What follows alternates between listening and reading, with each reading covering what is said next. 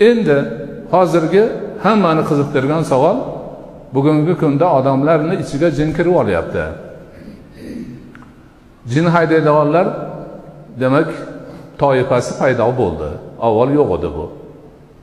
Oxirgi 6-7 yilning ichida mana shu gap ko'paydi. Shu Toshkentdan chiqdi, Toshkentda urchidi, ko'paydi. Endi sekin-sekin tarqalib viloyatlarga ham kirib boryapti. Bu masala qanday? Bu masalani juda yaxshilab o'rganib chiqilsa, qadimda faqat Hanbaliylar odamning ichiga jin kiradi deyishgan xolos. Hanbali mazhabga mansub kishilar.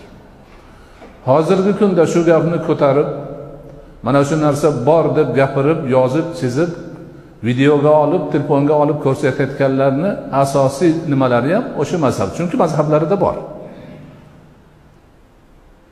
Uni boshqalar eshityapti, lekin bizning mazhablarda, Hanafiy mazhabida xususan, Shofiy, Maliki mazhablarining kitoblarida jin odamning ichiga kirib olib, har xil qiliqlarni qiladi.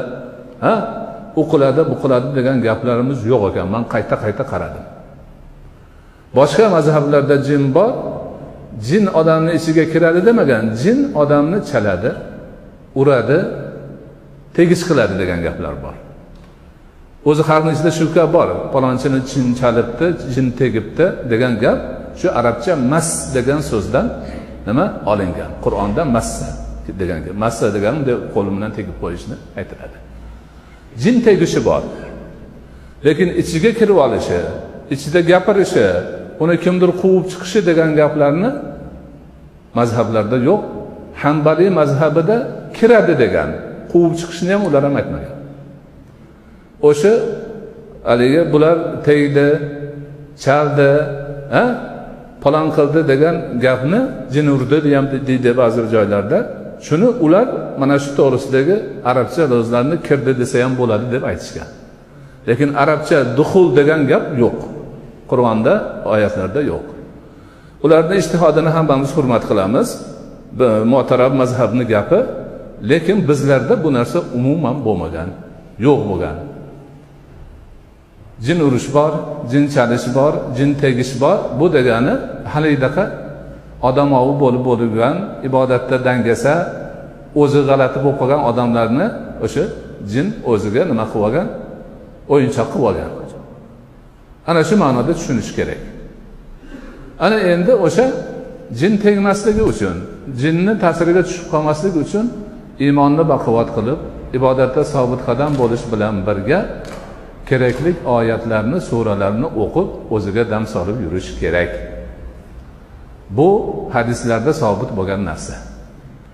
Abu Hurayra radhiyallohu anhu ni Rasul akram alayhisolatu vassalom Ramazonda keladigan sadaqalarga ombor chiqib qo'ydilar, qorovul. Xurmolarni to'plab maydonga kechasi borib o'shani qo'rib yotadilar.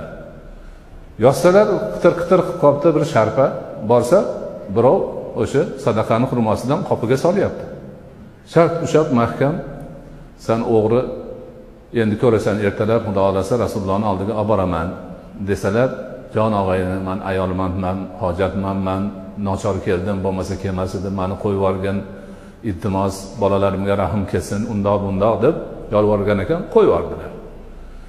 Ertalab bomdodga boruvdilar. Ha, Abu Hanifa, kechagi asiring nima qildi dedilar Rasululloh. Abu Hurayra hayron qoldilarda, keyin aytib berdilar. Shunaqa ishlar bo'ldi, yolvordi, qo'yib yubordim. Endi kelmayman dedi. Bekor aytibdi, yana keladi dedilar. Ertasiga yana keldi, yana qo'lga tushdi, yana avvalgi suhbat bo'ldi. Yana qo'yib yuborib, yana ertasiga boruvdi, yana Rasululloh so'radilar, yana haligi gaplar bo'lib, 3-kuni yana keldi. Kelganda endi bu aytdiki bo'ldi, 3 marta bo'ldi, endi qo'yib yuborish yo'q. Endi ertalab borasan men bilan, qo'yib yubormayman, jazoyini olasan dedi. Menga qaradiga, men senga bir ma'rifiy narsa o'rgataman. Keyin senga manfaat beradi. Keyin qo'yib yuborasanmi, o'rgatib qo'yasan dedi. Ha dedi. Qachon yotyapsang, tursang, oyatul kursini o'qigan Allohu la ilaha illalloh, illahumma dedi. Shunda dedi, shayton senga tegmaydi dedi. Haligi va'dani berib qo'ygan Abu Hurayra qo'yib yuborib, ertalab boruvdilar, yana Rasululloh so'radilar. Nima bo'ldi? Shunaqa bo'ldi. Nima dedi? Shunaqa. oyatal kursini o'qisang senga shayton jin tegmaydi deb aytdi. To'g'ri aytibdi, ammo o'zi yolg'onchi dedilar. Aytgani to'g'ri, lekin o'zi yolg'onchi. 3 kechadan beri senga asir tushayotgan kim bilasanmi? Dedilar, yo'q dedi, shayton dedilar.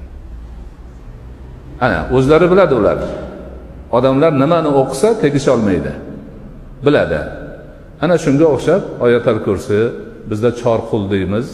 Kafirun surasi, Ixlos surasi, Qul a'uzu bi robbil falaq, Qul a'uzu bi robbin naslarni odam o'qib o'ziga dam solib yurishi kerak. Boshqa oyatlarni ham o'qib dam solib yursa, ana o'sha jin tegishidan boshqalardan qo'rg'on bo'ladi. Bandani ushlab turadi. Kechqurun yotganda o'qib yotsin, ertaman turganda o'qisin, ko'chaga chiqqanda, boshqa joylarda hamma yerda mana shu narsalarni qilib yursin. Ana shunda yaxshi bo'ladi, xayr baraka bo'ladi. Ana u jin kirib oldi, bir oldi, u bu deyotganlar. Avval haligi gap. Avval yo'q edi, 5-6 azizlarimiz borib shu Misrdagilardan o'qishib kelib qilishuvdi, joriy bo'ldi. Chunki ergashyapti-da.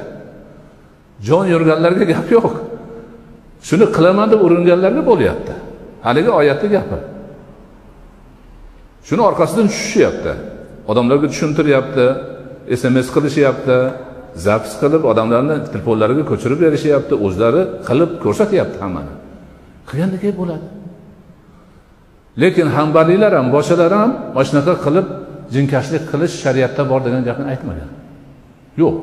Kiradi degani halidaqa kimdir jinkashlik qilib nima qiladi? O'qiydi, o'qiladi, bu qiladi degan gap yo'q. Ya'ni buni kasb qilib olish yo'q. Orqasidan pul topish yo'q. Qaytaga odamlarni xayolini ketkazish bor. Men o'zlariga aytdim. Xo'p, aytinglarchi, avval shu bormi desam yo'q dedi. Qancha chiqdi desam 6 yil bo'ldi. Ha, o'sha ona falonchilar olib kelgandan keyin chiqdimi? Ha, chiqdi. Nimaga oldin yo'q edi? Bilmaymiz. Keyin xolis aytinglarchi, nimaga hadi musulmonning ichiga kiradi, o'rislarning ichiga kirmayapti desam bilmaymiz deydi. Bular yuribdi-da, orqasidan yuryapti, izlashyapti. Shunga ko'rinyapti.